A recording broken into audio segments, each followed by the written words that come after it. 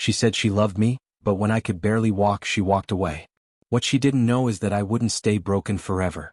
You know, sometimes it feels like fate has its own plans, like everything's already written out and no matter what you do, life just follows the script. I used to think I had things all figured out. By the time I hit 40, my life seemed settled. A good steady routine. I had a family I loved, a reliable job, a few hobbies I enjoyed, and a circle of friends I'd known for years. Nothing fancy, just a stable, comfortable rhythm. I was married to a beautiful woman named Michelle, a name that always sounded a little exotic for where we lived. Michelle had this delicate frame, long chestnut hair, and the kind of blue eyes you don't forget. She was a year younger than me, which always felt just right for us. We tied the knot when I was in my early 20s, and before long our daughter Marina was born. We stopped at one child, both agreeing that our little family felt complete. Back then I was serving in the army. We moved around a lot, bouncing between garrisons, and that kind of life didn't make it easy to build anything long-term. I even saw some combat during my service. Nothing I like to dwell on, but I came out of it with a medal and a piece of shrapnel buried deep in my back. The medal got stashed in a box somewhere, collecting dust. The shrapnel? That stayed with me. The doctor said surgery was too risky. The fragment had settled near my spine and was pinching a nerve. The pain would come and go, sharp and unforgiving. They told me bluntly that over time my legs might give out. Eventually, I had to leave the army because of it and found work teaching at a local school. But that didn't last either. After a while, my left leg started losing strength. It grew numb, then stiff. I could barely walk without a cane, and soon I had to quit my job and apply for disability. It wasn't hard to see the toll this took on my family. Michelle started getting short with me, snapping over little things. She stayed late at work more often, and sometimes came home smelling like she'd been drinking. I could see it in her eyes. The thought of living with a disabled husband didn't fill her with much hope. Even Marina, my daughter, began to pull away. She kept her distance, and while it hurt, I understood. It's hard to be around someone who's falling apart. Over the past month, Michelle had stopped coming home entirely on some nights. At first, she gave me reasons, last-minute meetings, work emergencies, but eventually she stopped bothering with excuses. She just looked me in the eye and told me not to ask. I didn't need to. I already knew. She had someone else. She didn't say it, but I could feel it. She was just waiting for the right moment to leave. And honestly, I didn't even try to stop her. There wasn't anything left to save. And then, one evening, that moment came. Funny how life tends to fall apart on a rainy November night, isn't it? It's like the cold and the rain and the dying trees outside are all trying to swallow you up too. That night felt like that, the kind of evening that changes everything. That evening I was home like always. Michelle and Marina were still out somewhere, and I wasn't expecting company. So when the doorbell rang, it caught me off guard. I grabbed my cane, shuffled to the door, and opened it to find a man standing there, mid-40s maybe, sharply dressed, clean-shaven, and wearing enough cologne to announce his arrival before he even spoke. He looked like one of those guys you see in TV commercials for expensive watches, a mix of smooth charm and too much confidence. The kind of guy who tries to be both a credit card and a shoulder to lean on. "Hey there," he said like we were old friends. "Mind if I come in?" I stepped aside without saying a word, and he walked in like he already knew the place. And well, he probably did.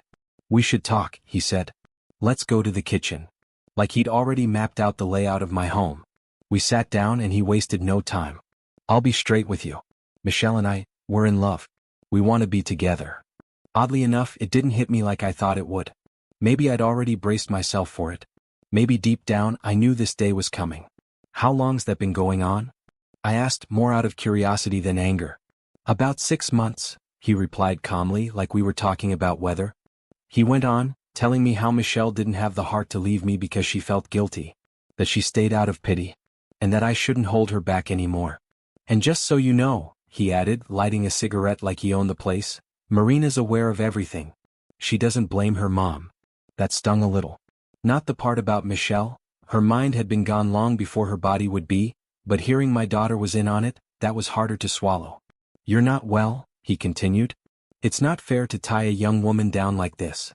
Then he pulled out an envelope from his coat pocket and placed it gently on the table. "Consider this compensation for the time you spent with Michelle. There's enough in there to last you a while." I stared at the envelope. Didn't touch it. Just stared at him, quietly wondering what it would feel like to swing my cane hard enough to knock that smugness off his face. One hit right between the eyes, maybe another to the ribs for good measure. But of course I didn't. I just stood up, slowly, leaning on my cane with purpose. The kind of slow stand that says, "We're done here." He must have felt the shift because without another word, he left the envelope on the table and walked out. Quickly. And just like that, it was over. Not dramatic. Not loud. Just done. You'd think I'd feel rage or heartbreak or something raw and sharp. But there was nothing. Maybe I'd run out of emotion somewhere along the way. Maybe I'd been preparing myself for this moment without realizing it. All that was left was to wait for Michelle to come home and finally close the chapter. She came through the door a little before 9, Marina trailing behind her. I remember when Michelle used to greet me with a kiss on the cheek after work years ago. Lately, though, it had just been a nod, brief, dry, as if even that took effort. I was sitting at the kitchen table when they walked in, just wishing for the whole thing to be over already. Michelle must have known her boyfriend had already spoken to me, because she didn't ease into it. She just launched straight into the speech she'd clearly been rehearsing in her head. "Honey, our life together, it's become unbearable lately." I raised a hand to stop her. "Michelle, don't. I already know. Let's skip the speech about your wasted youth and the tragedy of life with a disabled man. There's no need to drag it out." I stood up slowly. Marina didn't say anything. She just looked at me, her eyes wide, saying more in silence than words ever could. But what I saw in them, it wasn't love.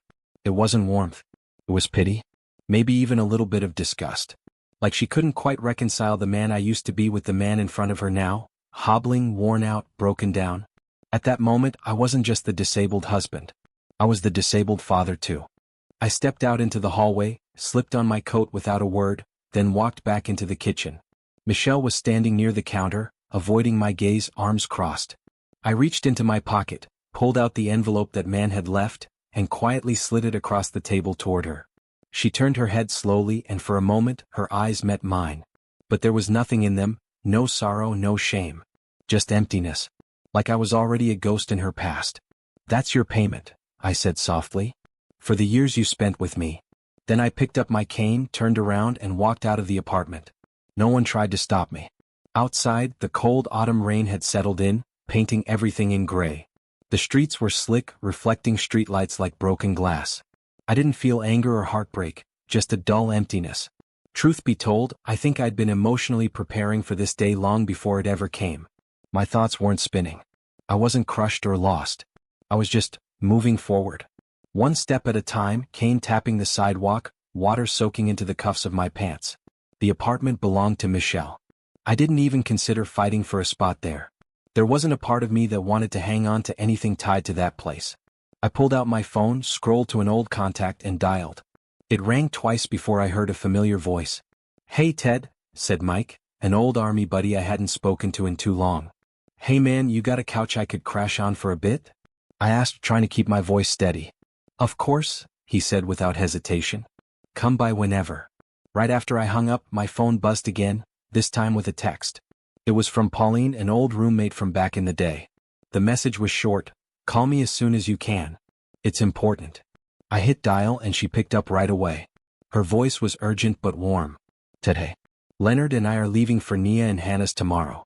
We sold off everything except the antique shop, and well, I'm giving it to you. You know how much your grandmother meant to me. Feels right. The place is yours now." I just sat there for a second, stunned. The antique store.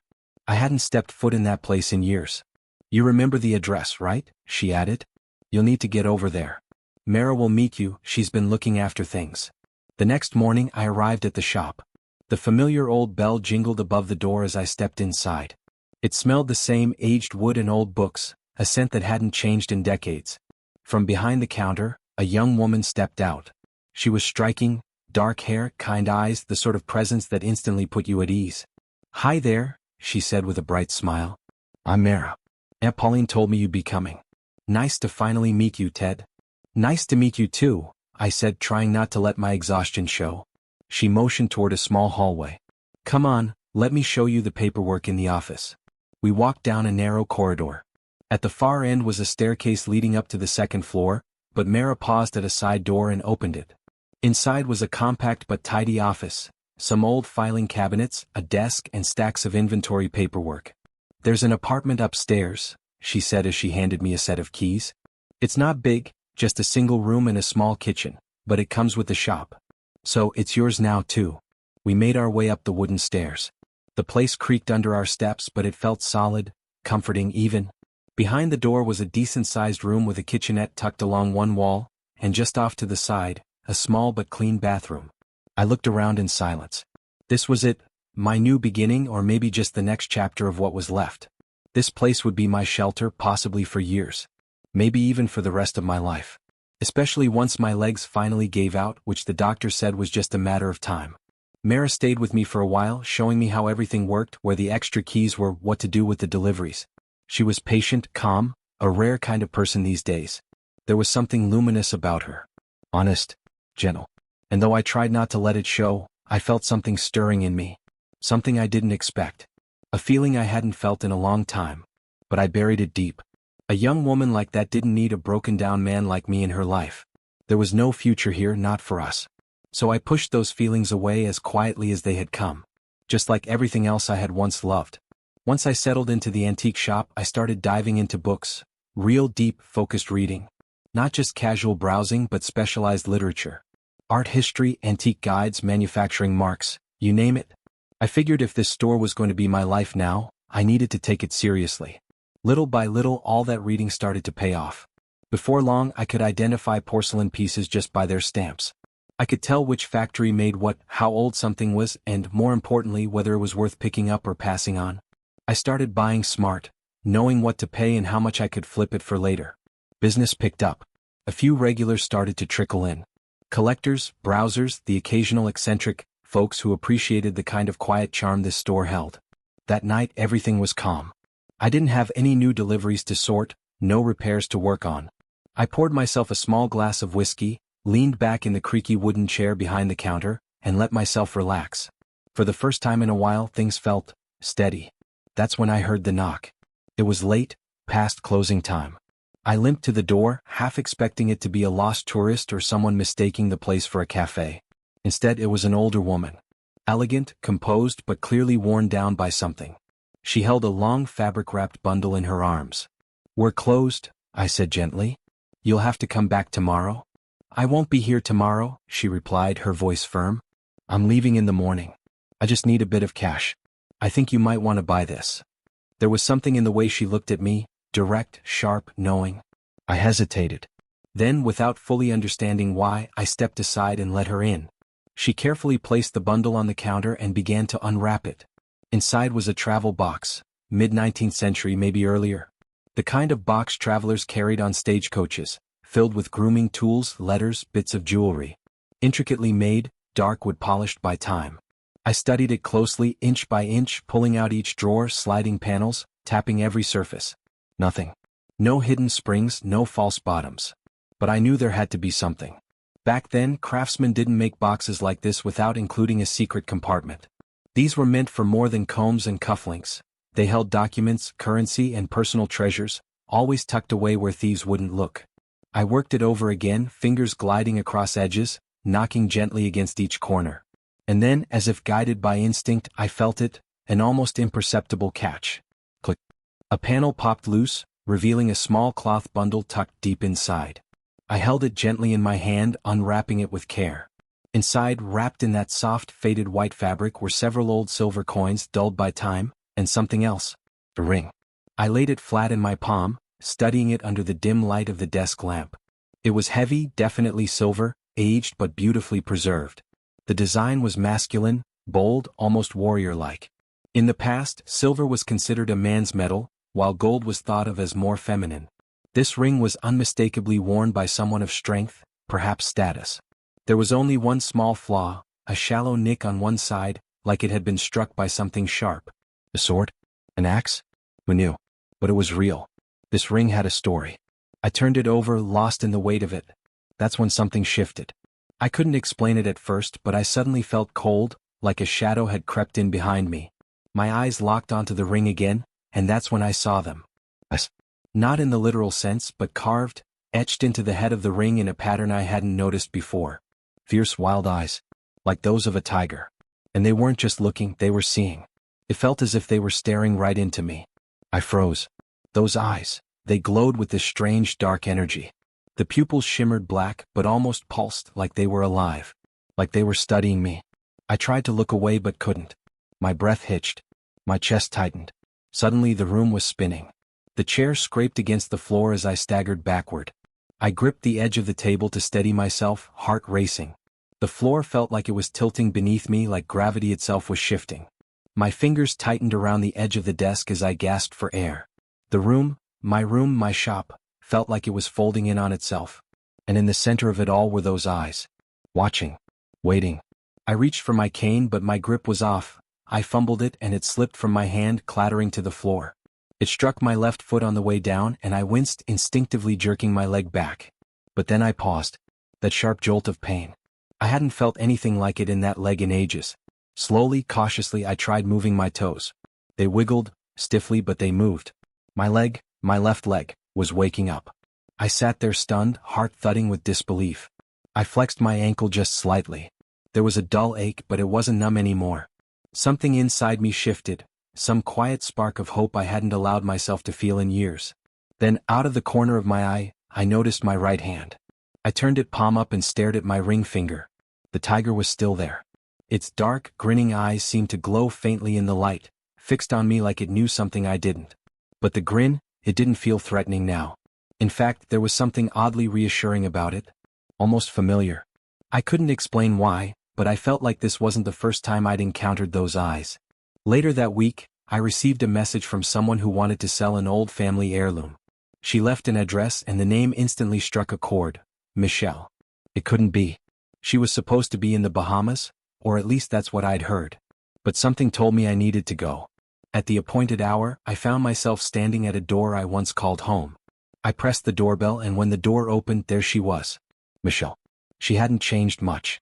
Her features were the same, but there was a weight behind her eyes now, a tired sparkle, dulled by time and something heavier I couldn't quite name. She held a scarf tightly around her neck.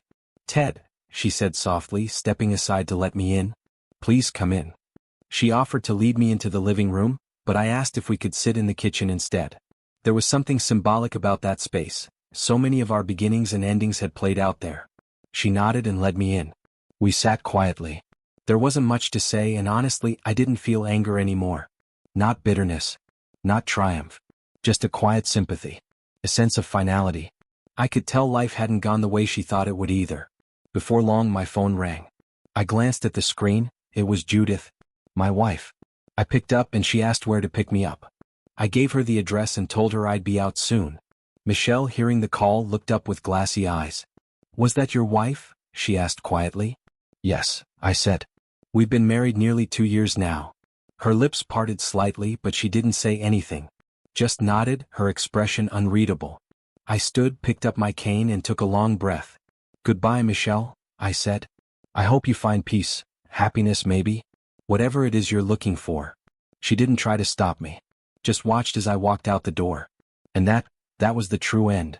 These days life's different. Steady. Good. I'm 29 now. Judith, my wife, is 25. She's everything I never knew I needed. Brilliant, grounded, kind. She works as a model in ad campaigns, but beyond her looks, she has this sharp mind and unwavering belief in me. She's been the cornerstone of the life I rebuilt. I have a daughter now too. And every day I find myself learning something new, about her, about Judith, and even about myself. When I think back on where I was just a few years ago, it feels like a different lifetime. I clawed my way out of that pit, emotionally, financially, spiritually. I devoured motivational books, soaked up interviews from people who had built their lives from scratch, and somewhere along the way I started believing again. Not just in possibilities but in myself. I'm thankful. Every single day. Because I know what it's like to have nothing, to feel like you are nothing. And now that I've found something real, I don't take it for granted. But if I had to name the greatest success of my life, it's Judith. Without question. When I turned 21, I knew something had to change. I was done chasing small ventures that never took off. So I took a leap, straight into the IT world. I didn't know much about it at the time. Honestly, it felt like I was diving headfirst into a language I didn't speak. But something about it called to me. I could see the potential. The future was moving fast and I wanted to catch up. I threw myself into learning, coding, systems, cybersecurity, the whole deal. It wasn't glamorous at first. I struggled. But slowly, piece by piece, things started making sense. I wasn't just building a career, I was building a life. Back then, I had 2 close friends, Mike and Lucas. We started our early business ideas together, the ice cream stand, the hot dog venture. But while I pivoted into IT, they stayed behind, still working the hustle in the city. Life pulled us in different directions, and I understood that. I never blamed them for not coming with me. It was their choice. We still talk from time to time, catch up on the weekends, laugh about old times while lounging on my leather couch playing video games like we used to. Our connection's not what it was, but there's still something there. And that's enough. But lately, something odd's been happening. My neighbor, Mr. Jefferson, retired, kind, always watching the street, approached me one morning while I was heading out to the store. "Ted," he said, lowering his voice like he was sharing a secret, "I've noticed a white Ford parked near your house lately. Only when you're not around." Looked suspicious, so I took a picture. He handed me his phone. There it was, clear as day, a white Ford Focus parked just up the street from my driveway. It was Philip's car. "Philip, my friend. Thanks for telling me," I said, handing the phone back. "I'll look into it." As I turned to go, Mr. Jefferson stopped me. "Mind if I ask a favor?" "Of course. If you're ever home during the day, could you keep an eye on my place? And if you see that car leave again, just let me know." "Sure thing," I told him. "You've helped me. Least I can do." That night, I tried to convince myself it was nothing. Maybe Philip was just in the area, maybe he was dropping something off, or maybe I was just overthinking. Judith had shown no signs of distance. No shift in mood, no colder tone, no subtle avoidance.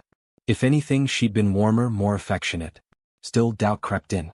That evening, Judith and I had planned a quiet night at home. We were going to relax with a movie and some takeout. Nothing fancy, just us. But before we could get comfortable, Alan called. The guy's got energy to spare. "Hey man, come out tonight. We're hitting the club, it's gonna be wild. Bring Judith too." I passed. Told him we had plans and wanted to stay in. He sounded disappointed but understood. Judith was curled up beside me on the couch, sipping wine, her head resting on my shoulder. Everything about her felt normal. But around midnight my phone buzzed. It was Jimmy, a younger guy from the neighborhood who kept an eye on things when I was out. "Todd," he whispered, "the car's leaving. 2 guys just got in and drove off." "Thanks, Jimmy," I said. "Really appreciate it." I hung up, my stomach nodding. Philip. Who was the second man? Why was Philip parked outside my house for hours on end when I wasn't home? Still, Judith's behavior didn't change. She was affectionate. Calm. She didn't flinch when I looked her in the eye. If something was happening, she was doing a damn good job hiding it. The next morning, Judith had a shoot scheduled for a promotional video. I offered to drive her. As we were driving, she glanced into the back seat, spotting a bag I'd tossed there the night before. Inside were a couple of old video cameras I meant to get rid of. "What's that back there, kiddo?" she asked casually. "Oh, just some gear I need to toss," I replied with a shrug. "Work stuff I don't need anymore." She nodded and looked away, not pressing the matter. I didn't press either. But something had shifted. I wasn't sure what it meant yet, but deep down, I knew I'd need to find out. When I caught up with Philip later that day, I confronted him calmly. He didn't even try to play dumb. All right, he said with a guilty chuckle. "No big deal, man. I can help you out. You've bailed me out plenty of times." It was a generous offer, too generous for the circumstances, but I didn't argue. We shook hands, exchanged a few parting words, and I headed back inside. That evening was heavy. Judith barely looked at me. Her silence was louder than any argument. She was still angry that I hadn't picked her up after her shoot. "You promised," she said finally, her voice sharp and low. "You said you'd come." "I know," I replied. "I'm sorry. Something urgent came up, work stuff. I should have called. Please forgive me." She didn't answer right away, just turned her face to the window, the streetlights painting her in pale orange. I kept trying, little things, soft gestures, but nothing broke the silence between us. Things felt wrong. In the days that followed, life returned to its usual rhythm, at least on the surface. We ate together, watched shows, even laughed here and there. But something inside me had shifted. I couldn't shake it. And then one afternoon, while I was sorting through files in the back of the store, I found myself staring at the camera monitor again. I didn't want to. I checked the feed dozens of times before and never found anything, just the same empty rooms and harmless movement. It always made me feel paranoid, foolish, like I was the one breaking trust. But that day, something told me to look. And that's when I saw it. Judith on the camera, opening the front door. Not for a package, not for a neighbor. For Philip. He stepped inside like he belonged there. The image flickered. And then Alan walked in behind him. I felt the air leave my lungs. I watched, frozen, unable to look away as the footage showed exactly what I'd feared. Judith with both of them, their voices faint on the audio, laughter followed by silence, then sounds I didn't want to hear. My hands were shaking. I nearly dropped the phone. The betrayal was real. And close. And right there in my home. I didn't react. Not yet. Instead, I made a call. Calm, deliberate, quiet. Yes, I told the man on the other end, I understand the terms. He gave me the details, a time, a place. The price was high, but I didn't flinch. I had enough tucked away in the car's glove box, cash I'd kept for emergencies. I guess this counted. I made the payment and returned home, cold inside but steady. Roughly 10 minutes later, a white van pulled up in front of the house. No logos. No plates. 3 men stepped out, large, dressed entirely in black. Balaclavas covered their faces. They moved with precision like a unit trained for something more than intimidation. The door burst open and they charged in. One of them landed a blow square to Philip's jaw. He went down without a sound. Another man seized Alan, twisting his arms behind his back and forcing him to the ground. The third restrained Judith before she could scream. They tied their hands behind their backs and slipped heavy canvas sacks over their heads. Then one by one they were dragged out of the house and loaded into the van. It sped off down the street without a single tire squeal, as if it had rehearsed the route 100 times. I didn't move. I just watched it all unfold from behind the curtain. The only person who had ever noticed that white Ford parked outside my house was Jimmy, the same neighbor who tipped me off. The car had been registered in Philip's name, which made him the natural suspect once things unraveled. Eventually I found myself under suspicion too. Briefly. But a simple verification call to my employer confirmed I'd never left work on the day in question. The investigation dragged on. Questions, reports, missing persons posters. But I stayed out of the spotlight. No one came knocking after that. Quietly, carefully, I backed up every second of the camera footage onto a hidden drive, one I buried beneath the floorboards of the antique shop. 4 days later, the silence settled in again. About a month after the incident, an unmarked envelope arrived at my door. No return address, no message, just a small flash drive inside. I hesitated before plugging it into my laptop. What came up on the screen was grainy, black and white security footage. No sound. But what I saw chilled me more than anything I'd felt the day they were taken. 3 figures, blindfolded and bound, being delivered to an unknown location. The scene was methodical. Cold. The kind of thing you only see in thrillers, not real life. And yet, there it was. I knew what it meant. I'd gotten my message across. Loud and clear. Still, I had to play things carefully. Rushing into a divorce would only raise questions, especially if the authorities started looking deeper. So I hired a lawyer. We mapped out a legal strategy. If Judith didn't return within a couple of months, we'd proceed with divorce on grounds of abandonment and unexplained absence. Quiet. Clean. Roughly 4 weeks later, I received a call from the local precinct. They asked me to come down for an identification procedure. When I arrived, they laid out photographs of 3 individuals, a woman and 2 men. Their faces were bruised, gaunt, nearly unrecognizable. For a moment I stared at them, unsure. And then it hit me. That was Judith. That was Philip. And Alan. People I had once trusted. People who had sat at my table, laughed in my living room, planned futures with me, and then tore mine apart behind my back. But as I looked at their faces, drawn and distant, I felt nothing. No anger. No pity. Just detachment. They were strangers now. Just characters in a story I'd already turned the page on. I followed through with the divorce. It wasn't easy, there were still legal hurdles, documentation, statements, but eventually I walked out of that courtroom a free man. Officially. And to seal it, I took one last trip. Texas. I needed to see them. Just once. I didn't speak. I didn't go there to make a scene. I just wanted to look them in the eyes. Let them know I hadn't disappeared. That I had survived what they'd done. They looked broken. Disoriented. Hollow. Judith's eyes flicked up to mine only briefly before darting away. Philip sat slumped, a shadow of the confident man he once was. Alan wouldn't even raise his head. I turned and walked away and I never looked back. These days I live in Florida. A quieter life. Sunrises over the water. Long walks with no need to rush back anywhere. I told myself I'd stay here for at least a year. If I met someone, fine. If not, I was at peace with that too. I'd earned my quiet. I've got enough savings to live the rest of my life comfortably. No guilt. No regrets. I don't need to chase anything anymore. For the first time I'm just still. I've learned to value people. To keep my circle small but strong. I live by truth and respect. But if someone betrays that, I don't stay silent. I act. Always. Was it harsh? Maybe. But to me it was justice, like taking out the trash. I didn't enjoy it, but I didn't flinch from it either. And yes, I've heard the arguments, that I should have taken the high road, followed the law, turned the other cheek. Maybe they're right. But then again, they weren't the ones who were betrayed in their own home.